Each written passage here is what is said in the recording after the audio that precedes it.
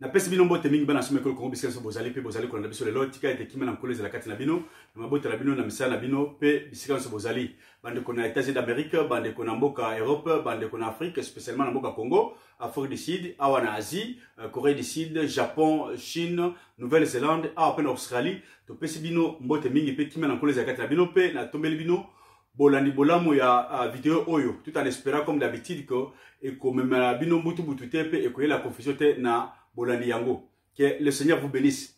Lelo oyo to spécialement na émission lelo pour na essayer un peu de couper ça une première version il y a ba démarche tout ça qui par rapport na communiqué oyo père de résistance monsieur Honoré Ngwanda abimisaki na oyo Italie Croix-Rouge ya Australie na offre d'emploi oyo ba lansaki pona kuluka moto et na ba critère oba pesa ki pona musala wana boyebi ke bikoleleki na communiqué wana monsieur président Ngwanda azwaki et ce qui est vrai aussi batindela ki n'est-ce pas communiqué ya Croix-Rouge oyo azali kuluka moto musala na ville ya Wollongong na état ya New South Wales pona ko sala na kati ya Croix-Rouge et na ba critère oyo ba pesa ki ba critère parmi lesquels moto ayeba koloba ba ndaka oyo ndaka Wollongong c'est-à-dire la langue locale ya ville wana ya place wana ayeba koloba kinya Rwanda ayeba koloba Kirundi pe ayeba koloba lolaka omsusu ya sika ebimi komona yango kinya Mulenge ça ezali lettre oyo de communiqué oyo la na Croix-Rouge ya Australie depuis le 28 février ya année oyo pe job wana ezalaki clôturé na date ya le 13 mars donc 28 février au 13 mars ne ba clôturé ki yango c'était je crois le vendredi donc yango peut être réagir pas maté déranger ki biso mingi pe mingi bolanda ki ba détail ya président Honoré Ngwanda na ndenge esalemi pe biso tolali pongité yango to koya lelo message lelo spécialement ko pesa point de vue na biso na lelo kona parce que tous allez ko ba rapport ba combattre pe au salé zali mboka o to vandi. Donc, nous allons à tout prix défendre d'abord l'honneur, la couleur, il y a RDC Bisika Tozali parce que diaspora peut Tozali ambassadeur, il y a Congo, Nambo Kanabiso Awa. Ceux qui Tozali Kosala Makamu Malam, ils allaient le coup à Congo. Puis ceux qui Tozali Mbeba, Bobungi, Bosoni, ils allaient Soni à Congo. Yangwana Tozali Awa, Miss ya Congo Nakati Australie. Il faut te défendre Yango. Petoeba Kosala, n'est-ce pas, où est Sengel Nabiso, Namakamu surtout Australie, ils allaient Kosala pour Nambo Kanabiso. Bande ko bana nsome ko le Congo na kanisi dossier oyo ezali première fois te biso to réagir surtout na mouvement na biso LIDAP oyo to libération d'abord démocratie après na ba communiquer ya lolenge lona na sala ki déjà émission ko liboso na année passée tango président toujours na pareko président Honoré Ngwanda abimisaka dossier moko munene webi tango ipote kanamba koma ki ozabwa babandaki koyiba ba mbongo na bango kotinda bisika na mokili oyo to wale kubenga ba paradis fiscaux et surtout mi pesa ki mingi na ba terre vierge n'est-ce pas ya ba pays anglophone c'est-à-dire au Grande-Bretagne ba pays lokola ba Canada et spécialement pe awa na Australie ezalaki ba benga ki paradis fiscal moko ya ba place oyo ba bomimboka na biso ba to ba yo kamba biso kuiba kitala biso ba tantaki ba bandai ko meka ko ya ko boma mosona bango na zwa dossier wana na landela yango na kotia dombo ya sere muke po mona quand même ke tolala ki pongite na dossier wana bolanda yango. Article on a depuis il y a 5 ans le 13 mai 2013 na apareko akomaki article moko au Italie détournement ya mbongo ya Congo au zako ya ba île vierge britannique notamment Canada pe na awa na Australie yango na article wana pesa bino baba zaki tanga kutanga na kasi ba tangi na ba na mena ko pesa bino reference mo mona te makambo tozali koloba ezali makambo ya lokuta te na kanisi bozali komona awa bozali komona na titre très bien awa ba komi bien na article wana balobi et na kotangela bino Rwanda Kagame perçoit des dividendes de milliards de dollars détournés par Kabila vers les îles britanniques les îles vierges britanniques ba il a monde des alliés Australie donc awa zali ka batangi pour l'Australie qu'est-ce qui se passe bandeko un réseau quand on parle de réseau ezali eloko oyo ezali difficile na moto olande la mona nzela ya poisa c'est-à-dire ezali ko la nzela oyo moto azali kokenda azu tato mutuka atiki mutuka azui makolo atiki makolo azui masuwa atiki masuwa azui avion réseau ezalaka nzela moko sembate ezalaka ba ligne moko brisé pona ko embrouiller ba enquête c'est-à-dire réseau eza mafia et réseau zali lokola oyo mamsu to baka toile d'araignée so moni toile d'araignée zali ezali difficile oyo ba le singa oyo zali singa maître c'est-à-dire oyo construire ndako c'est difficile oyo ba yango mo mona ka ndenge zali boy ko ba singa oyo bandaki ko sala ndako wana eza passer ça réseau na sala ba business mususu oyo ba benga ba Mway oyo ba benga ba Tiansi ba re aloe vera bozo mona système ya parrainage c'est-à-dire ngai so na poni moto wana azu bato bato na bakoti na kati ya réseau na ngai mais des fois ngana zali ko bénéficier biloko ya bato wana mais na tika la komona bangote na yebi pe bangote mais le fait bakoti na réseau na ngai ba dividende na bango zo ko pas na ngai c'est ça la même chose avec les réseaux mafieux c'est difficile ba biso bazana kati ya réseau mais ba yebanité baza komona te zaka na ba code donc c'est le fait que na kosenga na bino bolimbisanga passé na zala kati ya mboko Australie je dois de protéger ma vie et la vie ya famille nanga makamususu ba komo musu ba tumsusu o zali ba na impliquer na makamwana ba to minene ba ko sala pe biso mobulu na kati ya mboko yo na kotanga te mais na kopisa bino ce qui se passe réellement boyebi bien ba ndeko ke ba entreprise australienne ezali ko exploiter sauvagement richesse na biso na kati ya RD Congo na est ya Congo ba entreprise australienne ezali mingi parmi bato wana ezali na bato mususu ba sponsor ba affilié na bango bazali na ba ville différentes en kati Australie moko na bango pa vali na ville obes tozali awa ezali boy mais tant que tu article oyo musala biso la kibo sonini to ti yango na laka ya anglais ezalaki na français to ti yango d'abord en anglais to ju yango pe to meki ko tambola ko mona ba vocal na biso na niveau la biso lidap pe bande ko so ko salisa biso poto ba réseau wana ezali ndenge nini na sengi na bino bokota ata na Google botala yango boko mona yango ou bien na appareil ko boko tanga yango po bozwa déjà idée générale na ko répéter yango awate ako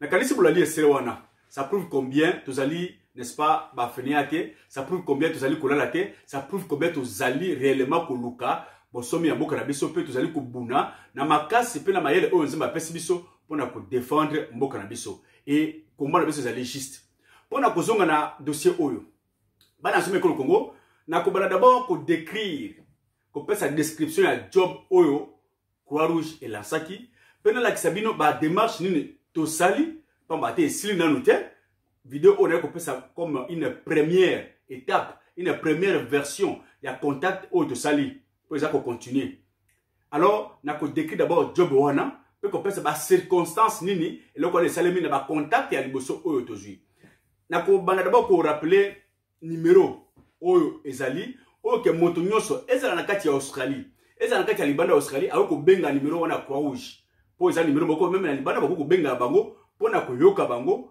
pe komeka ko décider bango na likambo wana numéro wana ezali nini ezali 0D 83 75 52 c'est-à-dire 0D 83 75 52 ezali portable ya maboko ya motute ezali numéro ya bureau office bon bato bazali ko benga libanda Australie boko tia préfixe na biso ya plus 61 tant que plus 61 vous composez numéro wana vous avez une chance de contacter bato wana mais économiquement passe parce que moni passe pour na kozo bango toujours répondre mais il se fait par la grâce du Seigneur que tu kozo bango yango pe nazali ko pesa lolaka na bana zo ya Australie bande ko ya Congo Australie dear Congolese members in Australia living in Australia please try to contact to call this number.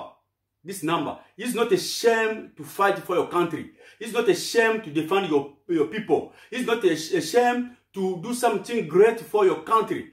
It's a divine battle. So please contact this number. Call them. More we call them, more we can get please the truth of this situation, and we can know how we can change this kind of cunning mentality, cunning strategy from our enemy. Please, I beg you in Jesus' name. If you need more information, contact me on 0411308197. So together we can see what we can do next time to see face to face those people and to try to change what we can do. It's very important for us, very important for you, very important for me, very important for everyone because this is our nation. We need to defend our nation. We need to fight for our people.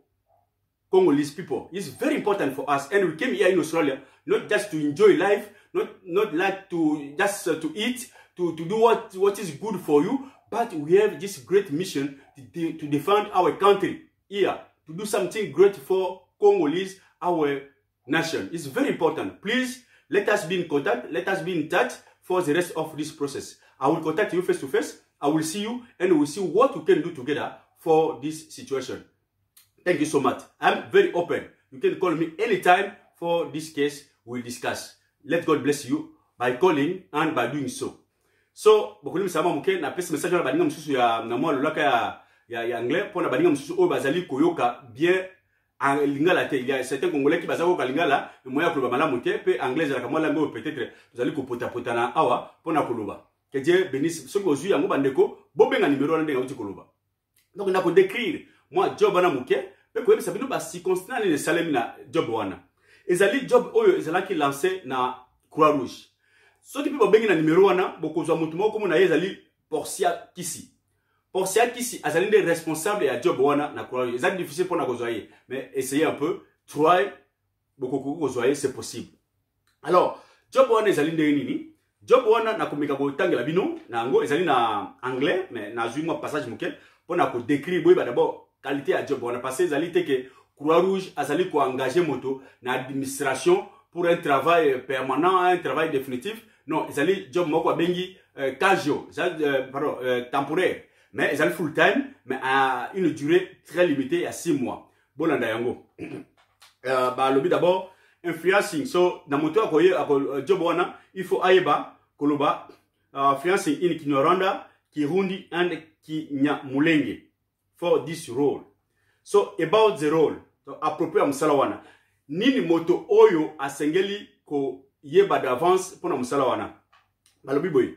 The position will assist with the provision of general information to clients such as Red Cross contact details, emergency numbers, welcome kit, and appointment for initial needs, assessment, care plan, development, and others. So, ezali moi variété, mais ezali mingi pona ba oba bengaka ba assistance sociale, bato bazali ko ba support worker, bato bazali ko soutenir misala na ba milliers sociaux oyo esengeli na bato mso bazali na ba capacité isusu ya kosala bino boye po na kosalisa bango ube bazali na ba capacité ya muke boye ko aider bango na ba services sociaux. Alors musala wana ezali on continue is a full-time role, full-time job based in Wollongong, New South Wales, 6-month contract. So musala wana ezali na Wollongong. Wollongong ezali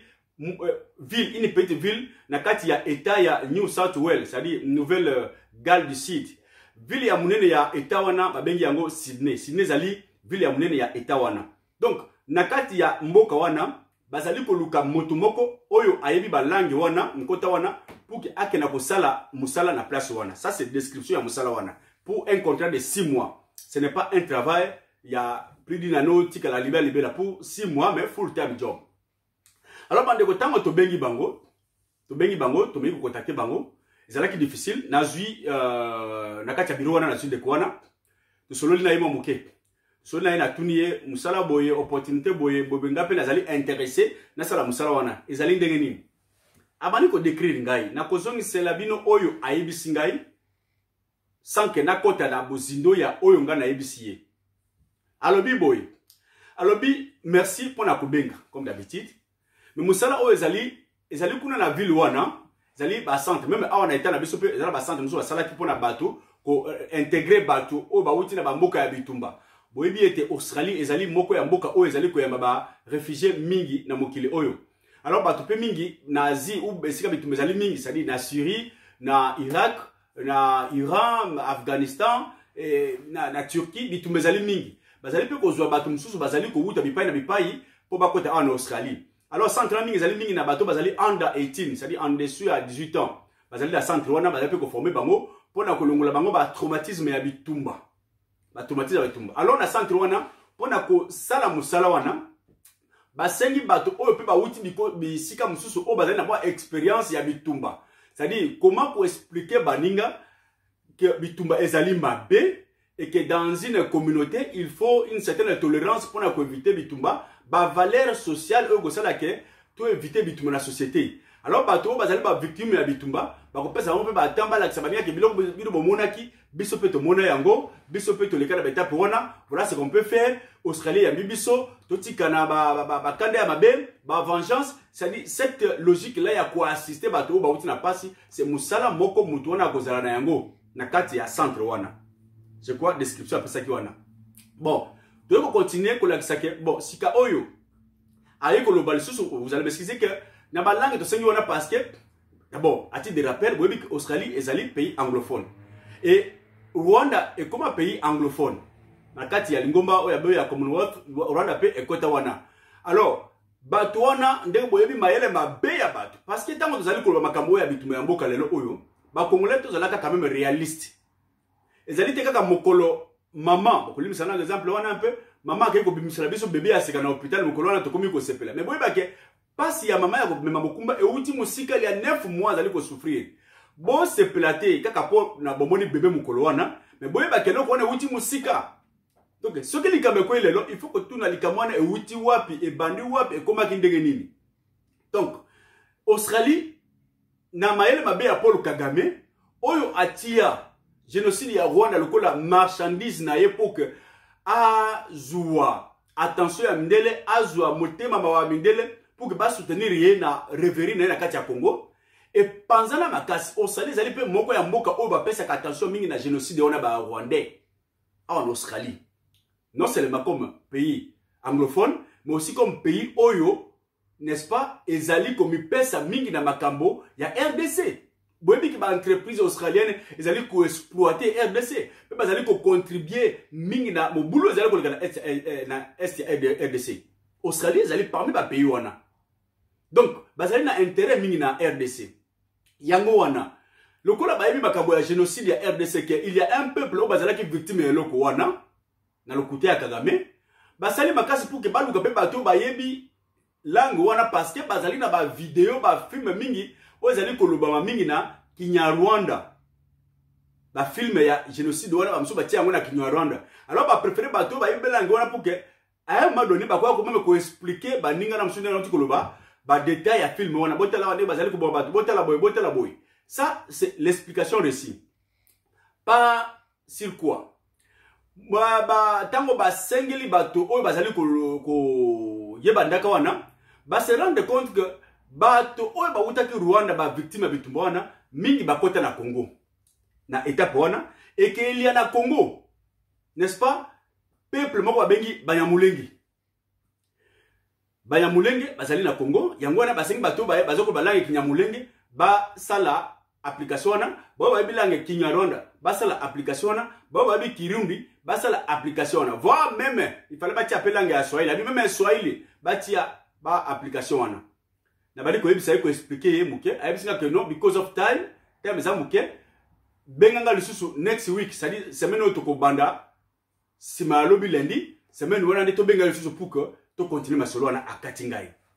Merci ça la application na yo toko pesa réponse ce que remplir ba critères tellement na mona je pose la ngai okakite na kei na Croix Rouge ya état na ngai na lobi aussi la tele ko la Croix Rouge il faut na que na Croix Rouge ya état na kozwa réellement ba détail ya eloko parce qu'il faut la silisa tembe oyo na kenate na Croix Rouge état na ngai. Je bénis l'Éternel parce que na Croix Rouge l'état na ngai je suis connu là personnellement pour avoir été le président ya RDC na kati ya communauté na biso na ko rappeler bino eloko moko que awa na Australie le ko boyebi ke zali mboka musika na Congo ba africain ya liboso ba kota ki awa na Australie ezali ba soudanais de na ba 1980 81 depuis bitumba ya John Garang bitumba entre Soudan du Sud na Soudan du Nord ezali ba vague ya liboso ba africain ba kota ki awa. Deuxième vague ba africain ba kota awa ezali ba Rwandais à partir ya génocide na 94. Donc qu'est-ce qui s'est passé tant ba Rwandais ba koti awa na Australie ba ye ba kota ki bien sûr comme les Rwandais mais ba zui pour na beso ba Congolais ezala ba Burundais ezala ba Ougandais ba Tanzanie ba tombingi ya est ba kota awa na Australie na Congo ya ba Congolais pour na ba profiter na désordre ya Congo. Tozali ba Congolais victime ya boye, tozali ba Congolais ba pesa bango ba statut ba kota awa comme ba Congolais. Et la conséquence c'est quoi? c'est que na ba représentation nyonso oyo esengela ke ba migrant ba réfugié ou bien ba migrant ba se retrouver bango nde bakenaki ko représenter ba congolais ezala na immigration ezala na ba organisation communautaire ezala na ba place ya Margaret Ressources Center place ba migrant okomona ba président mingi bazalika ba rona ba état mingi parce que ba komaki liboso il n'y avait pas un truc de congolais. Alors tant ba kuna ba imposer le système na bango. Donc nous sommes les Congolais mais nous parlons Kinyarwanda. Nous sommes les Congolais que nous parlons Kirundi. Nous sommes les Congolais nous parlons Kinyamulenge. Et ba pesa biloko ya ndenge wana. Mais il se fait que tant ba Congolais ba komi kokota na Australie à partir de 2000 ba Congolais ba koya et le vrai comme le vrai chasse le faux. Alors ba vrai Congolais tant ba mais ce n'est pas possible. Bango moko ba Rwanda ba komaki kokima ba meeting populaire kokima ba association parce que dis-toi depuis quand tu es congolais yo za congolais ya wapi na tuna mususu boye yo ngana congolais ya warikare na au Congo il n'y a pas de warikare je sais qu'au Congo il y a walikale et non warikare et depuis qu'on n'a pas akimina il y a beaucoup de Rwandais qui dès même étant ba vrai congolais ba kima ba association wana et il s'est fait que tant ba congolais ba komi kokena ba place wana ba tuna ba congolais ba komi koloba ba lingala ba ben oh là musuni boza koloba lingala eza wapi abi non lingala ezali na Congo abi non au Congo toyebi kaka Swahili na Kinyamulenge na Kinyarwanda lingala pesa la kanini abi lingala ezali deuxième langue après le français qui est la langue nationale officielle lingala ezali langue ya liboso ya munene na kati ya RDC parce que ezali langue oyo kozimoka pendant 32 ans ezala na armée ezala partout même ceux qui mutu azali ko balingala tene malamu na Congo mais azali koyoka yango. Alors voilà pourquoi ce temps-là lingala peut veiller attention na bango ba comme me koluka ba interprète ya lingala anglais lelo. Donc vous comprenez d'abord l'histoire presque outil. C'est-à-dire que celui qui arrive premier boit l'eau la plus pure. C'est tout à fait normal. Ba yaki liboso ba kosi. Mais nous combattons pour dégager cette fausseté pour nous rétablir, n'est-ce pas, ordre dans la communauté pour les aller au salle mabongo. Alors la Croix-Rouge na biso awa na yeko kutana une africaine qui travaille là azali éthiopienne, tu peut très bien. Parce que quand on a le président de la communauté, on a pour information la RDC, la communauté et c'est moi qui représentais la communauté pour très bien, comme africain.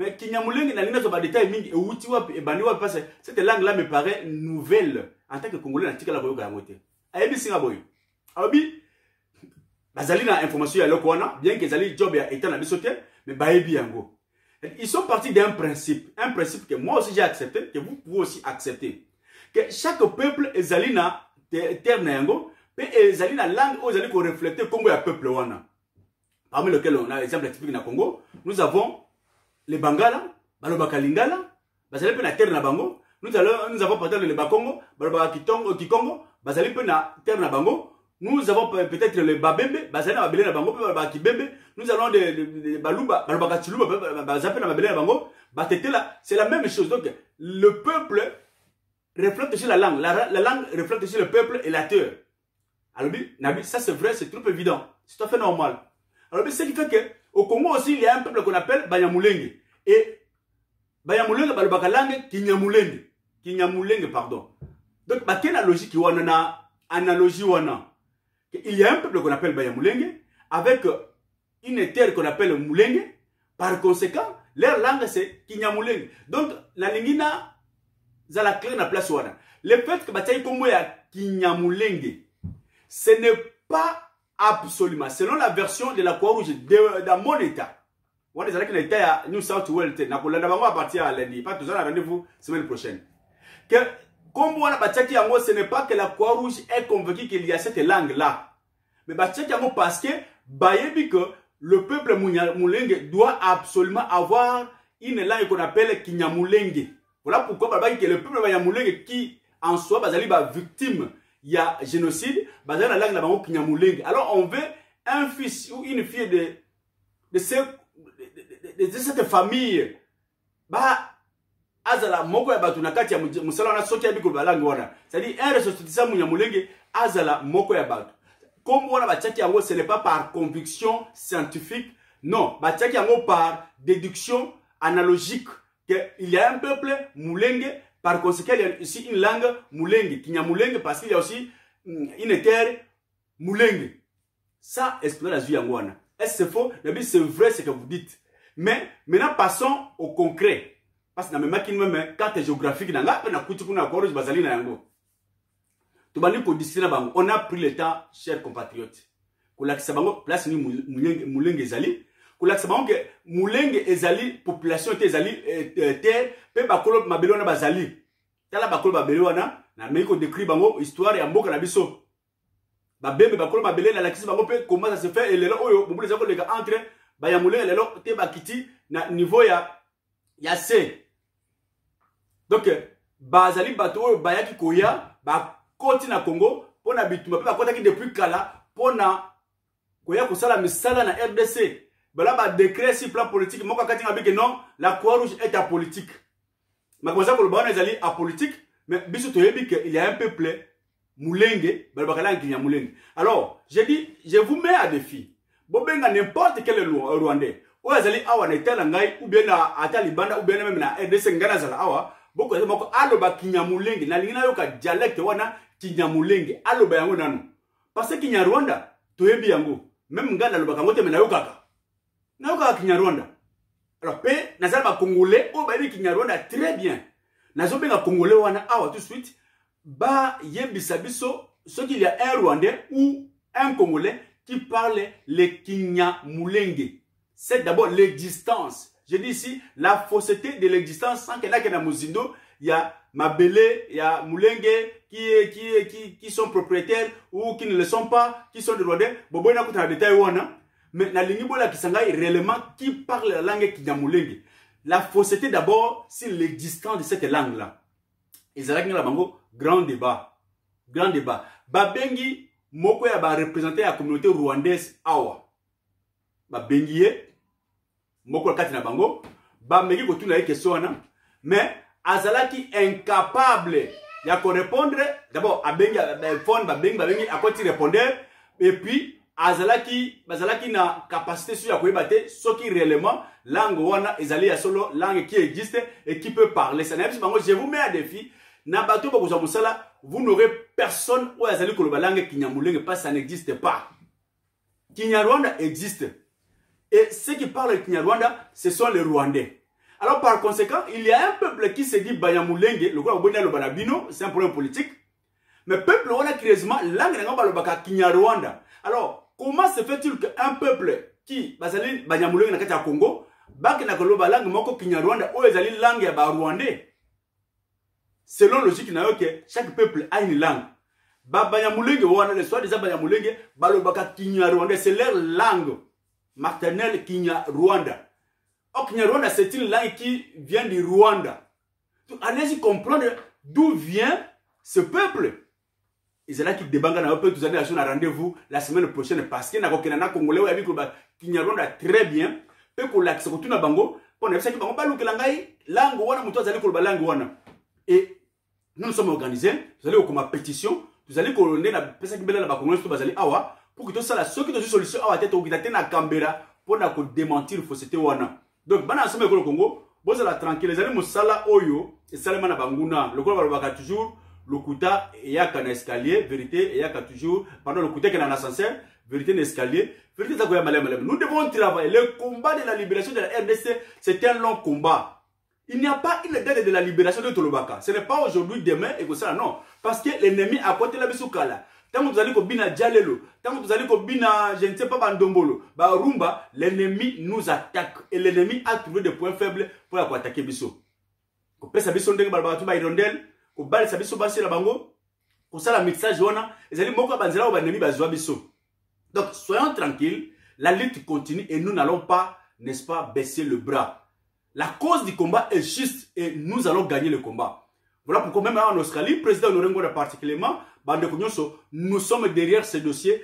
Tokokitate na Canberra, État, capitale Australie, capitale politique Australie, pour n'akoyeba elokowana, si réellement, basu solution té. Et la conséquence c'est que Tokoseka Croix-Rouge officiellement a démenti l'elokwana. Peu importe que dossier wana, Job One les a clôturés, mais à défendre, à démentir par un communiqué officiel que cette langue-là n'existe pas, Kinya Moulengi. Ça n'existe pas à démentir Yango. Yango, officiellement, tout ça, Yango Bongo. Mais Croix-Rouge, tu peux essayer, n'est-ce pas?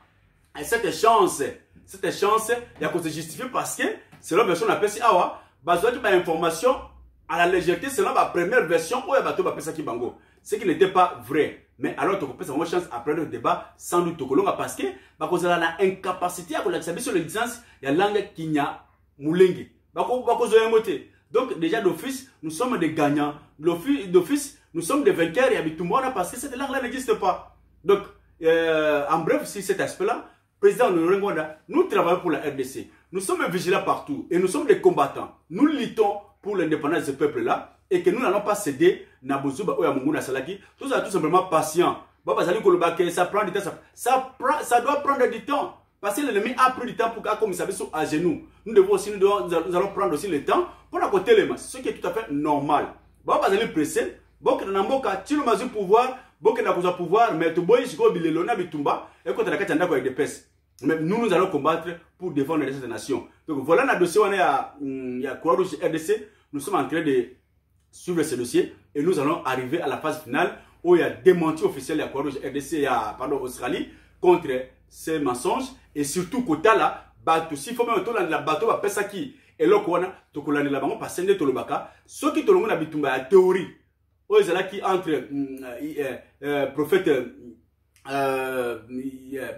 Isaïe contre Baal, Eli pardon contre Baal, qui a invoqué ton Dieu. Moi j'avoue aussi le mien. Tout à l'heure, à répondre à fait, la théorie là d'invoquer ce qui est le Riboye. Donc, comme la théorie, David de Goliath, face à face, nous allons faire face à face aux Rwandais.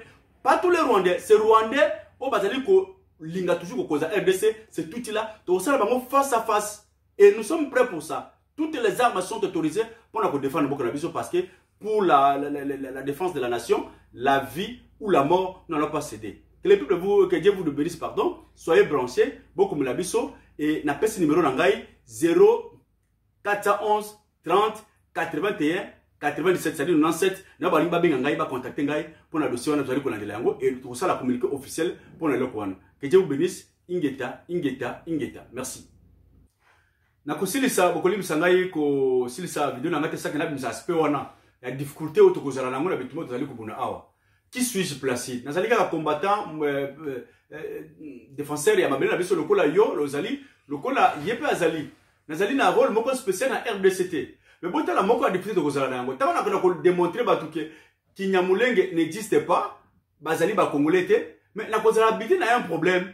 Lequel? C'est le problème à Tshilombo. Tshilombo qui est le premier citoyen congolais, le chef de l'État, qui a reconnu sur le plan international que les Banyamulenge sont des Congolais, ce sont nos frères congolais, et il faut tout l'ingabango. Alors, on a dit que Banyamulenge bazali ba congolais. Na nini devant, na nani pardon devant ba autorité ya Croix-Rouge. Tu vois à quel niveau ennemi à congolais azali congolais yemoko. Ennemi à congolais azali congolais yemoko. Moi je préférerais au commun à pouvoir liambo bonayo, quand on ne pas trahir toute la nation. Mais telle la déclaration de Tshilombo telle la conséquence, les Banyamulenge sont des Congolais, ce sont nos frères. Bongana Kolobani na Croix-Rouge, parce que lui, le chef de l'État, a reconnu que les Banyamulenge sont des Congolais. Alors, difficulté là, parce qu'il faut d'abord démentir que Banyamulenge n'existe pas, ce peuple-là, ce nom-là n'existe pas, et par conséquent, il n'y a pas une langue Kinyamulenge. Alors, Ngana Kolobani, tant que tu ne reconnaître que Banyamulenge bazali ba Congolais. Mais, puisque la cause est juste, Tshilombo partira avec ses frères Banyamulenge, mais nous les Congolais, nous allons rester, n'est-ce pas, nous allons défendre ce pays, donc trahir RDC jamais. Parce que Zalim quitte Oyo, donc tirer la banne pour toujours. Donc ça c'est un aspect pour la réunion que on ne peut pas battre Bazali Kolobatu, Fati béton, enfin, bon, la conséquence, il y a immaturité, il y a Fachi, ou Zali Kobimisa, Nakatia, Mokili pour la RDC. Fati passera, mais la RDC lobby, c'est ma lobby. Et que vous avez pour la bozoba oya Fati, Koloba ke ba Rwandais, ba Yamulenge, bazali ba Congolais. Ba conséquence, il y a un autre comme on a là. Mais, tu peux le battre parce que la cause est juste. Ça, ce n'est qu'un aspect à mensonge ou de concédé. Que Dieu vous bénisse une fois de plus. Merci. Ne vous fatiguez pas, vous êtes souscrits, beaucoup comme la Nous sommes là ensemble pour la cause noble et pour défendre le pays. Merci.